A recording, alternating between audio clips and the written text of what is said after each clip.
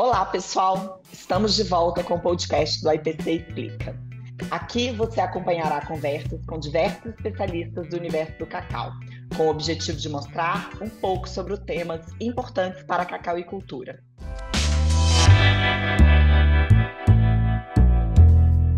Oi, pessoal, eu sou a Alana Rodrigues, sou gerente de relações governamentais da IPC e hoje eu estou com a Ana Paula, presidente executiva da IPC. No episódio de hoje do podcast, a nossa conversa é sobre rastreabilidade. Neste ano, muito tem se falado sobre esse tema e por isso esse podcast será dividido em episódios. Em cada episódio, nós teremos um representante de uma das associadas da IPC. Hoje, a nossa conversa é com o Maurício Pinho, CEO da IBC Ocra, e com Marcos Nastergalli, coordenador de sustentabilidade da IBC Ocra. Oi, pessoal. Tudo bem, Alana? Como você está? Joia, um prazer ter vocês conosco. Tudo jóia. Estamos juntos aí hoje, falar um pouquinho da nossa experiência e do que a gente vem fazendo aí no dia a dia. Muito bom, pessoal! E aí, tudo bom, Jóia. Marcos? Joia, eu quase confundi, viu? Quase confundi os nomes. Vamos lá, gente. Vamos começar pelo básico. Eu queria que vocês dissessem, na visão de vocês, o que é rastreabilidade e quais são os principais objetivos de adotar um sistema de rastreabilidade na cadeia do cacau. Perfeito. Eu acho que eu vou responder essa. Para nós, como indústria esmagadora e participante do trabalho de cacau e da cadeia como um todo, e principalmente pela maneira que a gente vem fazendo negócios no nosso dia a dia, a rastreabilidade para a gente é um ponto crucial. Porque, teoricamente, dentro da nossa estrutura de originação, hoje, tanto a IBC quanto a Ocra, nós originamos praticamente 99% dos nossos materiais da Amazônia brasileira. E dentro desse trabalho, a gente pontua de duas formas. Uma, a questão da qualidade do produto, por nós sermos uma empresa onde a gente tem que mostrar um pouco mais, por sermos a mais jovem esmagadora, a gente tem que mostrar um pouco mais de qualidade de material. E dois, o cliente hoje, praticamente nesses mercados que são mercados mais menos comoditizados e mais especializados, eles vêm exigindo uma, uma, como se fosse uma transparência em relação desde onde sai o produto até onde esse produto acaba, até praticamente o consumo final, né? E a nossa missão é o quê? É dar essa transparência. Então a gente é ator, né? A gente acaba atuando em cima dessa cadeia completa e a gente já vem em cima e a rastreabilidade já é pilar dos nossos trabalhos do dia a dia, cotidiano. A gente já fundou a empresa já com essa transparência e com essa questão de rastreabilidade. Só complementar um pouco, Maurício, acho que é importante falar que a gente trabalha esse tema assim, da rastreabilidade, né, como a oportunidade de poder contar histórias, né, identificar da onde vem o cacau para a gente, é valorizar o que acontece ao longo dessa cadeia de valor, né? Então, como organizar isso, né? A gente vai discutir um pouco mais para frente, né? Mas para a gente encara isso dessa maneira. É poder contar história, a gente diria, né? Acho que isso é importante. Olha, Marcos, muito legal escutar isso. Poder contar histórias, né? Traz esse sentimento para um negócio que não é só um negócio, também, né? Trata de pessoas e comunidades locais, especialmente quando a gente pensa que são mais de 90 mil produtores, pequenos, né? Em grande parte, pequenos produtores que têm histórias incríveis para contar. E a rastreabilidade faz parte, né, desse novo momento, não só da cacauicultura, ou do que seria um novo momento para a cacauicultura, mas para outras culturas também. Então a gente pensa, ou eu penso pelo menos, a rastreabilidade como uma evolução, né, na maneira de produzir, comercializar, enfim. E aí, como evolução, eu penso também em coisas positivas, né? E eu queria saber de vocês quais são ou que seriam as vantagens que a rastreabilidade pode trazer. pegando o gancho de contar histórias de produtores, por exemplo, quais são as vantagens para os produtores, né? E num segundo momento para a indústria e por fim para os consumidores, que é quem vai consumir além de um produto, por exemplo, o chocolate, que todo mundo gosta, mas eles vão consumir essa história também. A gente também, a gente entende isso também, acho que de uma forma um pouco diferente, né? A gente não entende isso também como uma vantagem, né? A ideia não né, é ter vantagem, né, em algum elo dessa cadeia, ou para mim que estou vendendo um chocolate, um cacau com uma matéria-prima com rastreabilidade, né, eu ter vantagens sobre isso. É eu conseguir dar garantias ao longo dessa cadeia de valor, né? Então, acho que isso é importante. A gente trabalha esse tema, né? A gente sabe que hoje, né, a questão ambiental, né, socioambiental no país, ela, quando se fala principalmente de Amazônia, né, a gente trabalha com praticamente quase 100% Amazônia, então todo mundo quer saber o que está acontecendo no campo, né? Então, começa, né, pelas garantias, né? Eu estou dando, a partir do momento que eu tenho rastreabilidade, eu consigo falar o que está acontecendo no campo, né? Ter um olho ao longo da cadeia, né? E ofertar isso, deixar isso transparente ao longo dessa cadeia, né? Então, isso a gente entende como garantia, a gente não entende como vantagem, né? A gente também tem, lógico, muitos clientes que procuram a gente por conta da gente ter vamos dizer, essas garantias muito bem trabalhadas, né?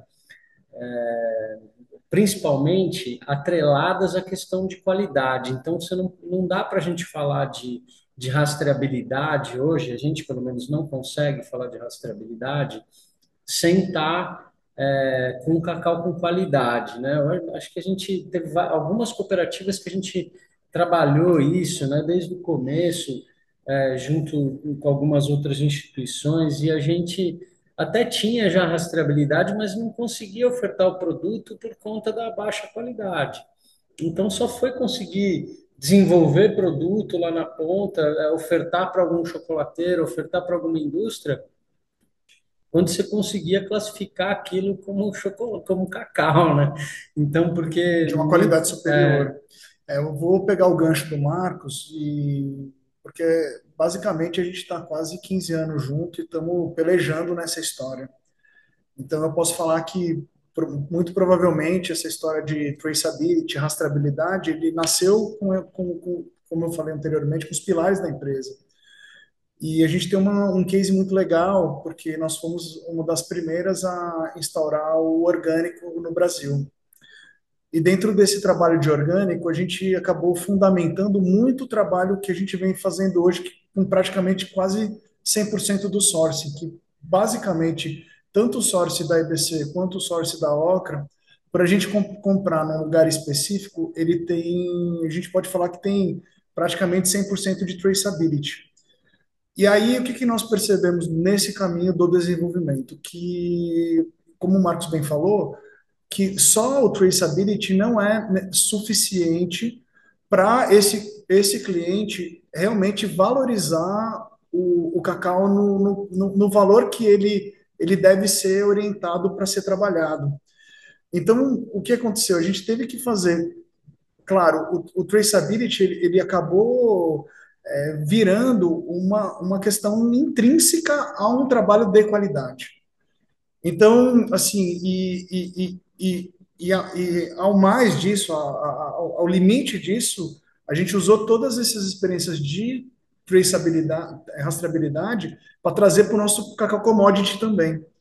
Então, hoje, a gente pode falar que mesmo as originações, os produtos especiais e o cacau commodity, eles estão fundamentados em cima disso. Só que o quê? Aonde a gente consegue ver vantagem competitiva E vantagem realmente mostrando um pouco, tanto para o produtor, quanto para a cadeia, quanto para a indústria, quanto para o chocolateiro, é quando está embutido dentro desse processo o trabalho de qualidade superior. Ali a gente consegue vender melhor, organizar melhor, contar bem essa história, porque daí realmente o cliente vai querer saber, bom, tá legal, o produto é ótimo, quem está fazendo esse produto, como ele está fazendo, e aí a gente começa a entrar num meandro de começar esse produtor mesmo ser o nosso maior vendedor. Então esse produtor ele acaba, pela maneira que ele acaba interagindo com o seu próprio trabalho, ele é o maior vendedor daquele processo, né, daquela jornada, vamos falar, né? Então, é mais ou menos isso. Não, muito bacana isso que você trouxe da questão da qualidade atrelada à rastreabilidade. Assim, para mim, o que eu chego à conclusão que um depende do outro também, né? Também não adianta só você ter qualidade e você não garantir que essa qualidade advém de ter um produto que não é oriundo de área desmatada, que não é oriundo de trabalhos forçados ou qualquer outro tipo de trabalho que não seja consciente com boas condições. E aí eu fico pensando no consumidor, né? A gente está falando no consumidor. No fim, são histórias, e linkando com o que já foi dito, são histórias que serão contadas ao longo dessa jornada e que vai fazer parte da experiência do consumidor. E a gente sempre escuta que o consumidor europeu é um consumidor que está propenso e deseja esse tipo de produto que tem boas histórias e está disponível a pagar mais. Mas na jornada que vocês têm desenvolvido ao longo desses 15 anos, vocês realmente percebem isso no consumidor europeu, quando vocês estão dialogando com outros atores? E, no caso do Brasil, a gente já consegue identificar também dentro do Brasil, né, do consumidor brasileiro, ele já aberto a pagar mais por um produto que tenha uma história, mas uma história que realmente seja real, né? Não é só um conto de fadas, mas uma história que, além de bonita, ela é comprovada que ela é bonita. Ana, eu acho que essa pergunta ela é super pertinente, talvez seja o fundamento do que a gente está conversando hoje, né?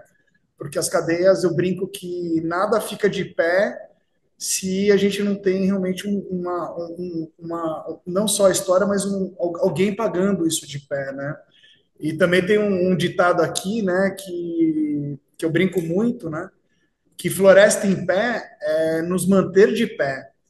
Então não adianta você querer manter a floresta em pé se você não está de pé. E estar de pé tem a ver com esses prêmios. Mas voltando no tema em relação ao consumidor europeu, e não só o europeu, mas também o americano, o da costa oeste, mas também o japonês, mas também o do Oriente Médio, que são alguns lugares da China também, na Coreia também, na Austrália também. Então, a gente tem essa gama de clientes buscando. A gente brinca que tem muito cliente que é Cocoa Hunter, que ele é caçador de cacau. E ele é um caçador de experiência, na verdade. Tá? Ele não é um caçador de cacau como um todo, ele é um caçador de experiências. Ele está buscando experiência. E esse cliente faz parte desse nicho que a gente atende, que é esse cliente que é pequeno e médio, que na verdade ele precisa se deslocar do commodity para conseguir ter seus preços valorizados, para conseguir vender, né?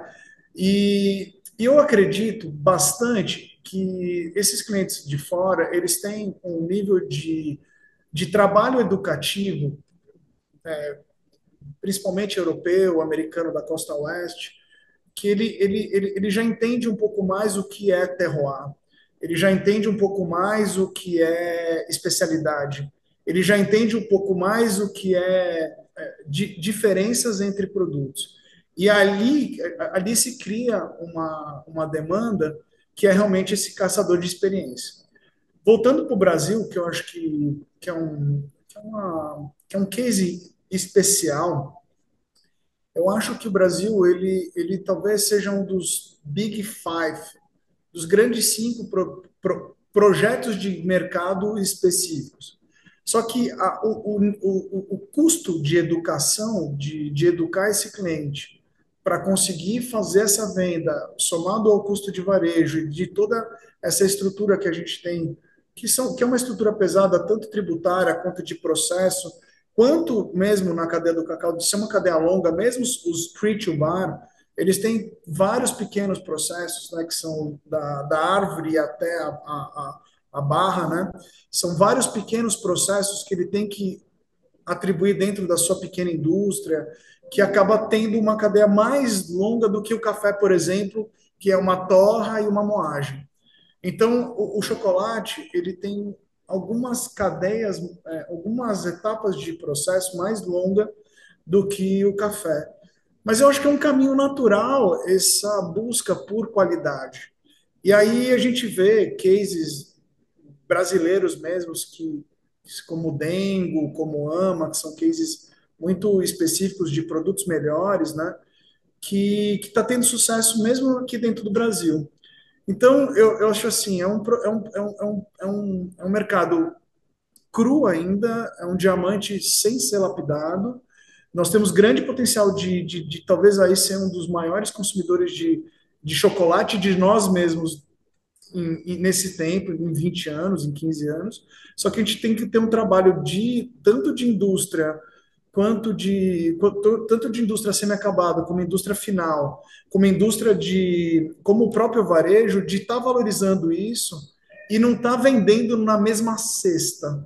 Porque a gente está falando de uma cesta diferente, a gente não está falando de um chocolate convencional, a gente está falando de um produto único, né? E voltando ainda na primeira parte da pergunta, falando como a gente vive isso, hoje nós temos, dentro dos projetos de originação, que a gente origina do zero, consegue separar as landings, que são os territórios específicos, consegue torrar especificamente para esse cliente, consegue certificar especificamente para esse cliente e consegue entregar especificamente para esse cliente, a gente consegue de prêmio desses materiais brasileiros de 30% a 130%.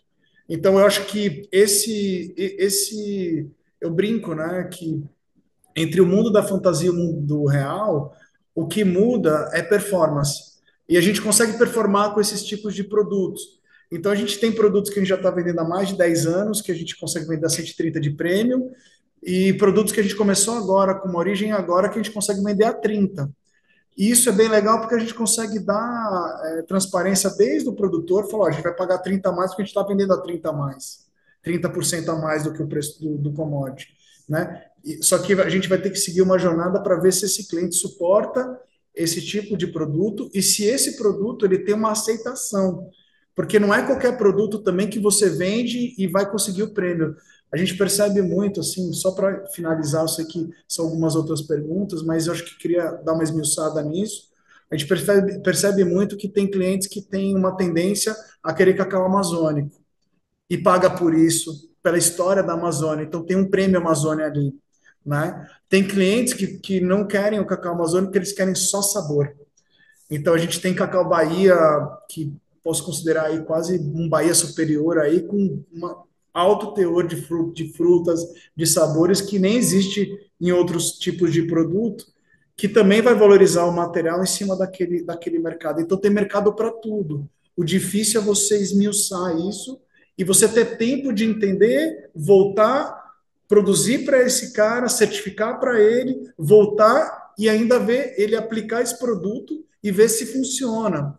Então, isso é muito legal para o produtor que nos tá escutando hoje, porque o produtor, a gente sempre sabe que a necessidade dele é ontem, né? E um trabalho para você conseguir fazer essas idas e vindas, às vezes demora 2, 3, 5 anos. É isso. E o impacto, Maurício? Qual que é o impacto, né, desse tipo de diferenciação, né, com essa relação rastreabilidade, qualidade? Qual que é o impacto para o produtor? Vocês conseguem perceber para esses produtores que já têm aí uma certa maturidade nessa questão de rastreabilidade? Vocês conseguem perceber algum impacto para eles? Sim. Vou deixar o Marcos falar, porque o Marcos é a pessoa de campo, né? E assim, ele pode descrever bem no final mesmo, bem afinado para vocês esse tipo de situação, né?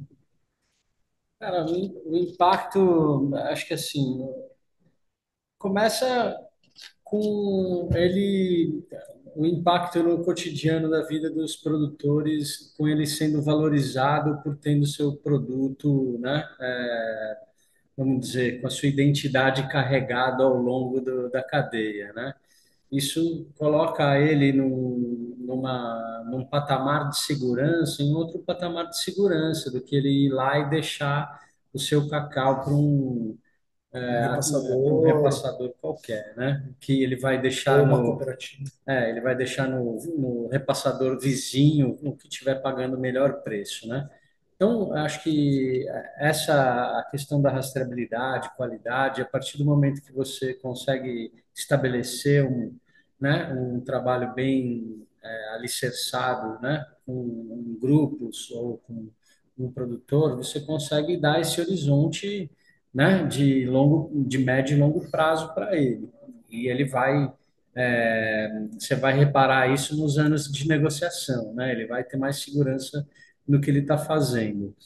A qualidade, vou estar falando, não sei se eu estou falando chovendo molhado aqui, né? Mas a partir do momento que eu estou ajudando, né, grupos de agricultores a desenvolver qualidade, comprovadamente eu já estou ajudando ele a segurar mais o peso da amêndoa. Isso aí já é, cientificamente falando, o impacto já dá financeiro de 20% a mais na remuneração pelo peso que o cacau dá quando bem fermentado, né? A gente já trabalhou com um agricultor que nunca tinha comido chocolate, então, assim, o impacto que é diverso, né? É diverso, né?